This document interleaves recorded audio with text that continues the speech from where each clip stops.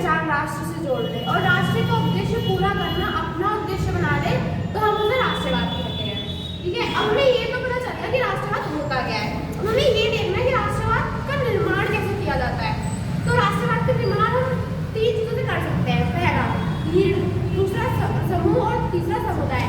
भीड़ में ना मतलब जैसे आप कोई बाजार का एग्जाम्पल ले सकते हो। बाजार में अगर कोई फायरिंग कर देता है तो बाजार में भगदड़ मच जाती है। तो ना तो उसका कोई उद्देश्य होता है भीड़ का, ना ही वो संगठित होती है और ना ही उसकी कोई पहचान होती है। भीड़ में आप किसी को भी नहीं पहचान सकते। तो दूसरा होता है समूह यानी ग्रुप। जैसे आप स्कूल का एक ग्रुप ले लो, जैसे लड़कियों का ग्रुप होता है, लड़कों का ग्रुप होता है। तो उसमें क्या होता है कि उनका संगठन भी होते हैं, उनका उद्देश्य भी होता है, लेकिन उनकी पहचान नहीं होती। मतलब अगर आपके दोस्त को किसी ने मार दिया तो आप ये कहोगे कि मैं उसे पीटूंगा, तो आपका क्या उद्देश्य है। और आप संगठन यानी एक साथ भी हो तो वो होता है समूह, लेकिन आपकी पहचान नहीं होगी राष्ट्र स्तर पर। और एक होता है समुदाय। समुदाय का होता है मतलब उसकी राष्ट्र पहचान भी होती है, उसका उद्देश्य भी होता है और वो संगठित भी होते हैं। उद्देश्य मान लो जैसे स्टूडेंट कम्युनिटी सुना है आपने। स्टूडेंट कम्युनिटी जो होता है वो एकत्रित होता है, यानी अगर उसे कोई भी स्टूडेंट कोई प्रॉब्लम होती है तो हम सीधे स्टूडेंट के पास जाते हैं, हम आंदोलन में बैठ जाते हैं। तो क्या होता है समुदाय बन जाता है हमारा। तो वो संगठित भी होता है, उसका उद्देश्य भी होता है, उसकी पहचान भी होती है राष्ट्र पे। अब हम देश का निर्माण देखेंगे कि देश का निर्माण कैसे किया जाता है। देश का निर्माण हम 3 चीजों से कर सकते हैं, चार चीजों से।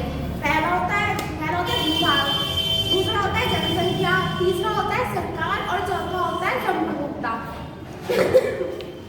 भूभाग यानी जैसे अब हमें कोई देश का निर्माण करना है तो हमें पहले जमीन तो लेनी पड़ेगी। जब हम घर बनाते हैं तो उसके लिए पहले जमीन लेनी पड़ती है हमें। वैसे जैसे हमें देश का निर्माण करना है तो जमीन होगी तो उसमें रहने वाले भी चाहिए, तो हमें जनसंख्या चाहिए उसके लिए। अब जनसंख्या चाहिए तो उसे काबू करने के लिए, कंट्रोल करने के लिए उसे सरकार भी चाहिए होती है।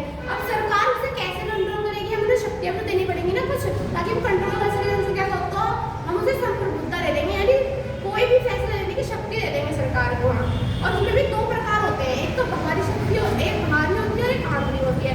बाहरी वो केंद्र सरकार संभालती है, जो राष्ट्र को संभालती है। अब बाहरी मतलब जैसे हमें कहीं से कुछ मंगाना है तो हम राष्ट्र को तो केजरीवाल तो करेगा नहीं हमारे लिए वो काम कि हमें लंदन से कुछ सामान मंगाना है, तो हम किसी टाइम नरेंद्र मोदी करता है वो काम कि हमें बाहर से ये लाना है वो लाना है। बाहरी ऐसे हमें विदेशी संबंध बनाने को कहते हैं, और आंतरिक जैसे हमें स्टेट पे कोई फैसले लेने होते हैं। जैसे हमें सड़क बनवानी है तो हम केजरीवाल से कहेंगे कि नरेंद्र मोदी से कहेंगे जाके, तो वो होता है आंतरिक। अब हम देखेंगे कि 1947 से पहले भारत कैसा था और 1947 के बाद भारत कैसा था। ठीक है, हम वो देखेंगे। 1947 से भारत पहले कई उसमें बटा हुआ था, जाति के आधार पर बटा हुआ था, धर्म के आधार पर बटा हुआ था, नस्ल के आधार पर, जन्म स्थान के आधार पर, भाषा के आधार पर, क्षेत्र के आधार पर बटा हुआ था। तो अगर हम इन सब बंटवारों को देखेंगे तो क्या हमें आज़ादी मिल जाती है कि हम ऐसे ही रहते तो नहीं मिलती, कभी भी राष्ट्र का निर्माण ही नहीं होता कहीं से। तो हमें ऐसा करना था कि इस सबको एकजुट करना था। तो जो हमारे थिंकर थे यानी जो हमारे विचारक थे, बड़े बुद्धिजीवी सुधारक जो थे, जैसे गांधी जी हो गए, भीमराव अम्बेडकर जी हो गए, तो उन्होंने ये कहा था कि हमारा साझा इतिहास होना चाहिए, साझी संस्कृति होनी चाहिए, साझा भूगोल होना चाहिए, साझा भविष्य होना चाहिए। अब इन सब चीज़ों साझी संस्कृति मतलब हमारा एक ही संस्कृति है, यानी हमारी पहनावा भी एक जैसे ही होता है, हमारी भक्ति मतलब भगवान के सब एक जैसे ही है। तो हमारी साझा इतिहास यानी हमें कितने ब्रिटिशों ने गुलाम बनाया, तो हमारा साझा इतिहास यानी एक ही इतिहास है। और साझा भविष्य यानी हमें ब्रिटिशों से आज़ादी चाहिए अपने भविष्य में, तो हमारा साझा भविष्य है। नेहरू जी ने क्या कहा था?